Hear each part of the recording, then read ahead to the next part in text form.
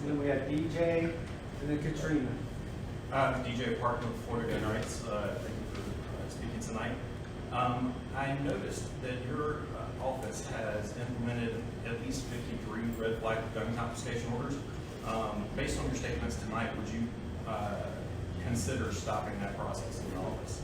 I don't know what they are, so I don't know what specifically you're talking about, but I would definitely, if there are, you said red flags, can you, Yes, sir. like give me an example.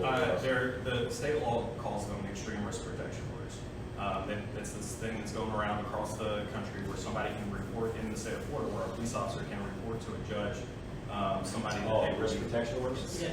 Well, you see, so with the risk protection order, I may disagree with a lot of the people that are in this room, because there are some people that are out there that have made a credible, serious threat of violence against others, and those situations, I think, are a little bit unique.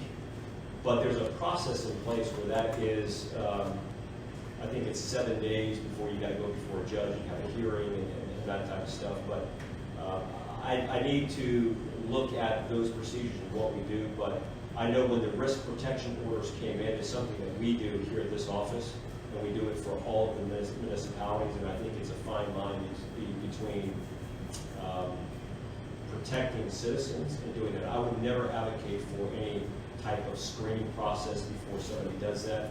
But people who are documented criminals or who have not engaged in law-abiding activity, I think they have to be evaluated on a case-by-case basis. But I'll definitely take a look at what our policies are and kind of look at. You said there were how many red flags? I believe your office has implemented 50. It's implemented. One of the biggest objections we have, I would just follow up with that, is that these RPOs are being issued by the court, and there's no due process for the citizen. Literally, the first time the citizen knows that an RPO has been issued is when the law enforcement officer knocks on their door and says, I have an RPO here. The court ordered to take the weapons. And no due process for hearing. Yeah. I'll look at it for sure. We'll do a follow-up with Sheriff Lima on that. Katrina? Yes, hi Katrina.